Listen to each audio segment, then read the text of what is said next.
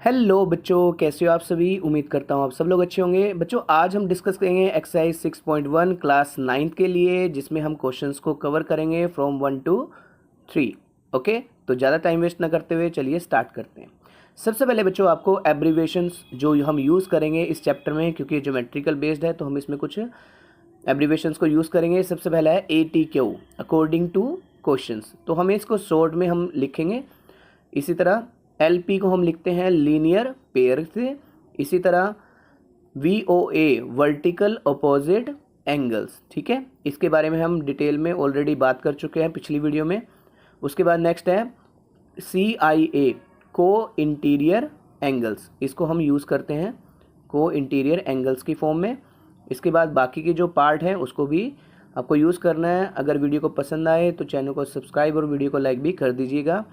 Next है आपके पास EAP, exterior angle property. और लास्ट है आपके पास ASP, that is angle sum property.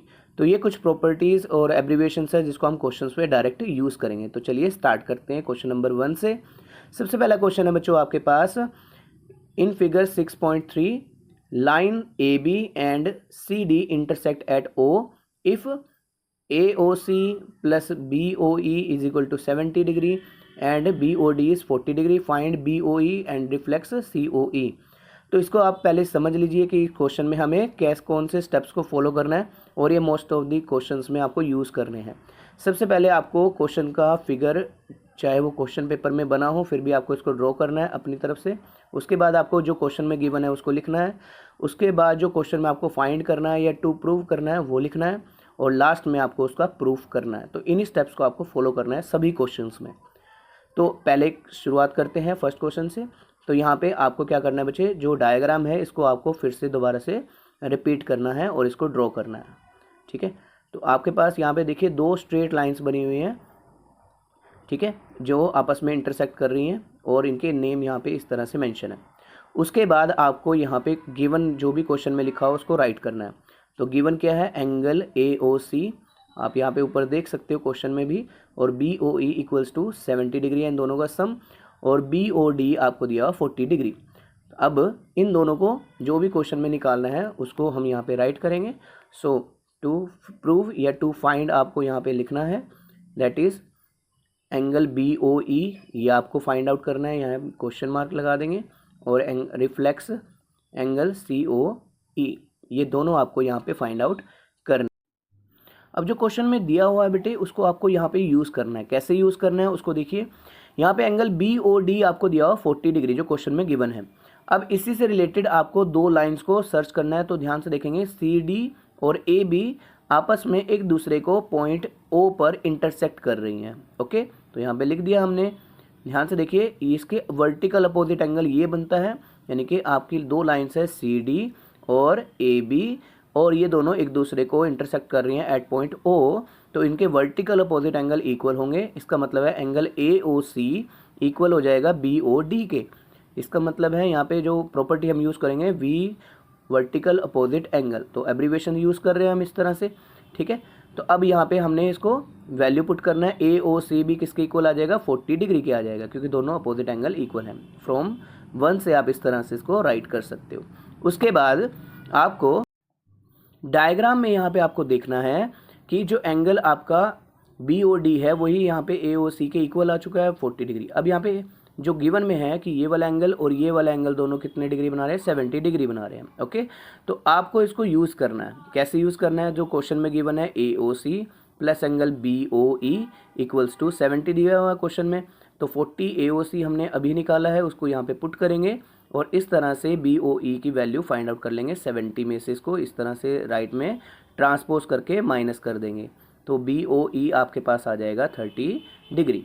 ठीक है बच्चों, तो ये एंगल हमारे पास 30 डिग्री आ गया। अब यहाँ पे देखिए एक स्ट्रेट लाइन बन रही है AOB, तो ये वाला angle plus this angle equals to कितना हो जाएगा आपके पास, 180 डिग्री, क्योंकि ये क्या बना रही है बेटे, एक स्ट्रेट लाइन बना रही है। ओके, AOB एक स्ट्रेट लाइन है, तो इस पे ऊपर की तरफ बनने वाले सभी एंगल का सम कितना होगा, लीनियर पेयर से 180 डिग्री होगा। तो इन सभी का हम सम करेंगे। So AOC plus angle COE plus angle BOE equals to 180 bracket में लीनियर पेयर। तो ये जो वैल्यूज़ हैं इनको यहाँ पे पुट करेंगे। 40 डिग्री COE हमें नहीं पता है, और ये जो एंगल है हमारे पास 30 डिग्री अभी हमने निकाला है फ्रॉम इक्वेशन दिस, और इसको इक्वल टू 180 करेंगे। और जब इन दोनों को सम करेंगे 70 होगा, उसको राइट में शिफ्ट करेंगे, ट्रांसपोज करेंगे, तो यहाँ पे माइनस करेंगे और वैल्यू आ जाएगी 110। तो COE एंगल आपके पास आ जाएगा 110। आई होप आपको यहाँ तक क्लियर होगा। उसके बाद आपको क्वेश्चन में पूछा है रिफ्लेक्स ऑफ एंगल COE, ये क्वेश्चन में पूछा है। इसका मतलब हम इसको 360 में से जस्ट सब्ट्रैक्ट करेंगे तो आपका आंसर आ जाएगा। ठीक है, तो यहाँ पे आपके पास जो एग्जैक्ट आंसर आएगा 250 डिग्री आंसर आ जाएगा। चलिए नेक्स्ट क्वेश्चन की तरफ बढ़ते हैं बच्चों। नेक्स्ट क्वेश्चन में आपके पास यहाँ पे फिगर दिया हुआ है ये, और लाइंस XY और MN इंटरसेक्ट कर रही हैं O पे, POY दिया और 90 डिग्री, और रेशो यहाँ पे गिवन है 2:3। फाइंड एंगल C यहाँ पे आपको करना है। अब इसको सॉल्व कैसे करना है बच्चों, तो मैंने अभी आपको जो पैटर्न स्टेप्स बताया था उसको राइट करना है। तो गिवन आपके पास ऑलरेडी है एंगल POY इक्वल्स टू 90, और जो रेशो आपको गिवन है ये देखिए यहाँ पे 90 है। ठीक है, और जो रेशो है A/B दैट इज़ 2:3 ये है। तो जब भी आपको रेशो वाला कोई भी क्वेश्चन दिया हो तो वहाँ पे आप क्या कर सकते हैं, कॉमन एंगल यूज़ कर सकते हो। लेट्स से हमने x यूज़ कर लिया। ओके, सो यहाँ पे आपके पास a इक्वल्स टू बन जाएगा 2x और b बन जाएगा 3x, क्योंकि a जो है वो 2 के साथ है और b जो है वो 3 के साथ है। सो फाइंड क्या करना है आपको, फाइंड एंगल c करना है यहाँ पे। ओके, उसके बाद आपको प्रूफ या सोल्यूशन जो भी आपको लिखना है उसको आप लिख सकते हो। ठीक है, तो यहाँ पे कैसे करना है अब इसको समझते हैं। ध्यान से देखिए, यहाँ पे आपके पास x और y एक स्ट्रेट लाइन है। तो यहाँ पे ये देखेंगे आप, ये एक स्ट्रेट लाइन है XY, तो इस पे ऊपर की तरफ बनने वाले सभी एंगल का सम कितना हो जाएगा, 180 हो जाएगा। सो XY is a straight line, इस तरह से हम इसको यूज़ करेंगे। सो वैल्यू आपके पास बनेगी angle B plus A plus 90 degree, या आप इसको सीधा लिख सकते हो POY इक्वल्स टू 180 डिग्री।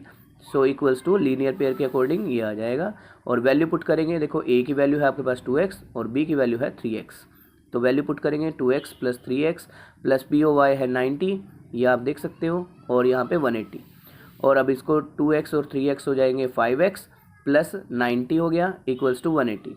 ये 90 को राइट साइड में ट्रांसपोज करेंगे तो 5x इक्वल्स टू 180 माइनस 90 हो जाएगा, और 90 माइनस करेंगे और ये डिवाइड हो जाएगा नीचे 5 जाके, तो x की वैल्यू आ जाएगी आपके पास 18। ठीक है, तो 18 आपके पास x की वैल्यू आ गई है। अब हम यहाँ से a और b की वैल्यू फाइंड आउट कर सकते हैं। सो यहाँ पे आप देख सकते हो फ्रॉम a इक्वेशन से, तो b है आपके पास a है आपके पास 2x, तो 2 मल्टीप्लाई 18 करेंगे 36, और b की वैल्यू है 3x, 3 मल्टीप्लाई 18 इक्वल्स टू 54। तो a और b आपके पास आ चुके हैं। अब हमें क्वेश्चन में a b तो नहीं पूछ रहे, हमें क्वेश्चन में निकालना है फाइंड एंगल c आपसे पूछा गया है। तो कैसे निकालना है, अब यहाँ पे देखिए MN आपके पास एक स्ट्रेट लाइन बन रही है। अगर आप इसको डायग्राम में ध्यान से देखेंगे तो आपको मिल जाएगा। MN एक स्ट्रेट लाइन है, तो एंगल B, ये आप देखिए यहाँ पे ब्लू लाइन से कि एंगल B और एंगल C का जो टोटल सम क्या बन रहा है, एक लीनियर पेयर से बन रहा है। तो यहाँ पे हम लिख सकते हैं angle B plus angle C equals to 180 degree, bracket में लीनियर पेयर से हमने लिखा है। सो एंगल B की वैल्यू हम ऑलरेडी अभी निकाल चुके हैं, वो कितना है 54 plus angle C equals to 180। So 54 जो है वो राइट में ट्रांसपोज हो जाएगा, 54 माइनस करेंगे तो 126 आपके पास एंगल C की वैल्यू आ जाती है, और यही आपका आंसर है। चलिए नेक्स्ट क्वेश्चन की तरफ बढ़ते हैं। नेक्स्ट क्वेश्चन में आपको यहाँ पे सिंपल प्रूव करना है कि PQR एंगल इक्वल है PRQ के, और प्रूव करना है आपको PQS is equal to PRT, ये आपको प्रूव करना है। अब कैसे करेंगे बच्चों, इसको ध्यान से देखिएगा। हम इसको एंगल फॉर्म में ना लिख के हम इसको क्या करेंगे, डायग्राम में देखिए हम इसको एंगल 1 और एंगल 2 की फॉर्म में लिख लेते हैं इस तरह से, एंगल 1 इक्वल टू एंगल 2, और ये एंगल बाहर की तरफ है एंगल 3, और ये बाहर की तरफ इधर एंगल 4, इस तरह से राइट कर लेंगे। अब आपको क्या करना है, यहाँ पे जो भी क्वेश्चन में गिवन है, जैसे हमने पैटर्न को फॉलो किया है वही हम यहाँ पे यूज़ करेंगे। सो गिवन है आपके पास angle PQR equals to angle PRQ। Okay, तो हम इसको एंगल 1 और एंगल 2 भी लिख सकते हैं। अगर आप डायग्राम को ध्यान से देखें तो ये एंगल का नाम यही है, और टू प्रूव हमें जो करना है उसको भी हम यहाँ पे राइट कर लेते हैं। कैसे राइट करना है बच्चों, angle P Q S equals to P R T, मतलब एंगल 3 इक्वल्स टू एंगल 4 हमें यहाँ पे प्रूव करना है। अब बात करते हैं प्रूफ की। तो सिंपल है, यहाँ पे पहले आप क्या करेंगे, टू प्रूव में आप देखिए यहाँ पे हमारे पास एक स्ट्रेट लाइन है एस टी, ठीक है। तो एस क्यू आर हम इतना पार्ट पहले यूज़ करेंगे। So as S Q R is a straight line, ठीक है। इस तरह से हम इसको राइट करेंगे। तो आप जानते हैं कि एक स्ट्रेट लाइन पे जो एंगल होता है वो 180 डिग्री होता है लीनियर पेयर के according. So angle 1 plus angle 3 यहाँ पे हम यूज़ करें लीनियर पेयर से तो 180 के इक्वल आता है। इसी तरह हम यूज़ करेंगे सिमिलरली क्यू आर टी, जो आगे का पार्ट है जिसमें एंगल 2 और एंगल 4 यूज़ किए गए हैं। So Q R T is a straight line, ये यूज़ करेंगे हम। सो लीनियर पेयर के according angle 2 plus angle 4 equals to 180 degree linear pair, और इसको इक्वेशन 2 बना देते हैं। अब आप ध्यान से देखिए यहाँ पे फ्रॉम इक्वेशन 1 एंड 2, अगर इनकी राइट हैंड साइड दोनों की इक्वल है तो इनकी ऑब्वियसली लेफ्ट हैंड साइड भी क्या हो जाएगी, इक्वल हो जाएगी। मतलब ये 180 डिग्री राइट हैंड साइड है, दोनों इक्वल है, तो लेफ्ट हैंड साइड भी दोनों क्या हो जाएगी, इक्वल हो जाएगी। मतलब plus angle 3 equals to angle 2 plus angle 4। अब क्वेश्चन में अगर आप ध्यान से देखें, ये वाला जो पार्ट है इसको इक्वेशन ए लिख देते हैं। एंगल 1 एंगल 2 के इक्वल है।